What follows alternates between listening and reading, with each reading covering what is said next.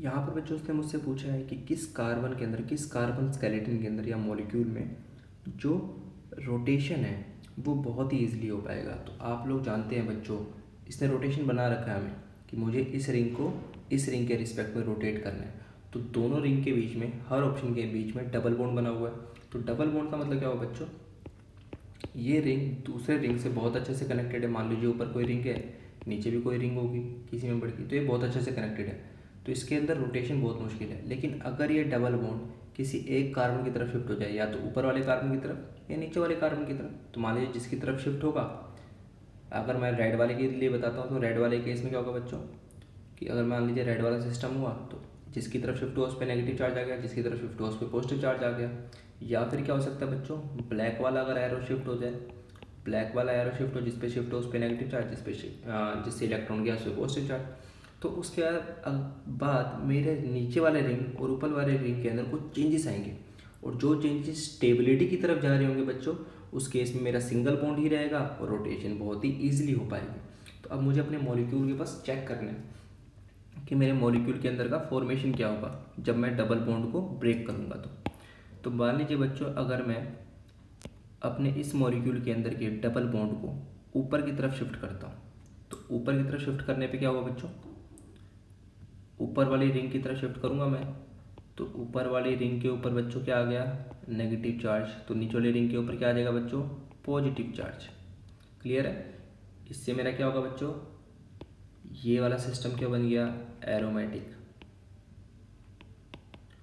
In the very same way बच्चों, नीचे वाला सिस्टम भी मेरा क्या बन जाएगा, एरोमेटिक, और ये एक स्टेबल सिस्टम होगा। तो मेरा रोटेशन बहुत ही ईजिली हो पाएगा। अब मैं बात करता हूँ बी ऑप्शन के बारे में। तो बी ऑप्शन के अंदर भी आप किसी भी तरफ शिफ्ट कर सकते हो। तो मान लीजिए बी के अंदर मैं नीचे की तरफ शिफ्ट कर देता हूँ। ओके, हमें बस अपने सिस्टम को स्टेबल कराना है, वो ऊपर की तरफ शिफ्ट करके करे या नीचे की तरफ। ओके, तो अगर मैं बी ऑप्शन की बात करता हूँ बच्चे, तो बी में ऊपर 7 मेंबर की रिंग है, नीचे 5 मेंबर की रिंग है। तो अगर नीचे की तरफ शिफ्ट हो जाए तो नीचे नेगेटिव, ऊपर पॉजिटिव। और अगर आप ध्यान से देखोगे बच्चों, तो जो ऊपर वाला रिंग है ये एक एरोमेटिक सिस्टम हो गया है, ये एक एरोमेटिक सिस्टम हो गया है। और जो नीचे वाला रिंग है वो भी एक एरोमेटिक सिस्टम हो गया है। इसका मतलब ये भी स्टेबल हुआ, ये भी बहुत ईजिली रोटेट कर सकता है। बट ए और बी में ज़्यादा स्टेबल कौन सा होगा बच्चों, ऑप्शन ए वाला, क्योंकि यहाँ पर बड़ी बड़ी रिंग्स इन्वॉल्व हैं, ज़्यादा रेजोनेंस होगा, ज़्यादा स्टेबल आएगा। सो बी और ए के बीच में अगर मैं ऑप्शन एक बनाऊँ तो B is more feasible for rotation than compare to A. अब बात करते हैं बच्चे अपने मॉलिक्यूल सी के बारे में। तो सी में ऊपर 7 मेंबर की रिंग अवेलेबल है और नीचे 3 मेंबर की रिंग अवेलेबल है। तो इसको मैं एक अलग से ड्रॉ कर लेता हूँ।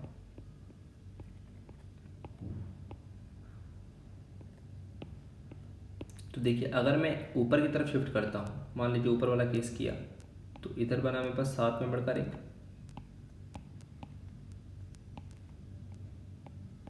नीचे 3 मेंबर का रिंग। ऊपर की तरफ शिफ्ट किया तो यहाँ पे नेगेटिव चार्ज बच्चों, नीचे पॉजिटिव। ये वाला सिस्टम बच्चों एरोमेटिक हो गया, नो डाउट। बट ऊपर वाला सिस्टम क्या हुआ बच्चों, 8 इलेक्ट्रॉन्स आ रहे हैं। ओके, तो ये एरोमेटिक ना होकर नॉन एरोमेटिक हो गया, मतलब उतना स्टेबल नहीं हुआ। अब दूसरा केस ट्राई कर लेते हैं। अगर रेड वाले एरो से दिखा रहा हूँ तो रेड मॉलिक्यूल से दिखा रहा हूँ पूरा, कि अगर मान लीजिए नीचे की तरफ शिफ्ट हो जाता है बच्चों,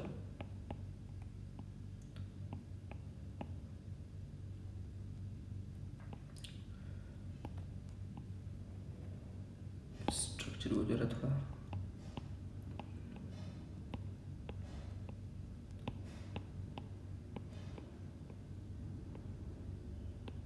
तो यहाँ पर बच्चों अगर मैं देखूँ तो नीचे की तरफ शिफ्ट हुआ तो ऊपर पॉजिटिव, नीचे नेगेटिव। ऊपर वाली रिंग तो मेरी एरोमेटिक हो गई, 6 पाई इलेक्ट्रॉन्स। बट नीचे वाली रिंग क्या हुई, 4 pi electron, anti aromatic. Okay, तो इसका मतलब क्या हुआ, मेरा कहीं पर भी दोनों रिंग साथ में एरोमेटिक नहीं हो पा रही है, इसलिए C will be the least feasible for easily rotation. So correct option will be option C, कि बी सबसे ईजिली रोटेट करेगा, देन ए और देन सी ऑप्शन।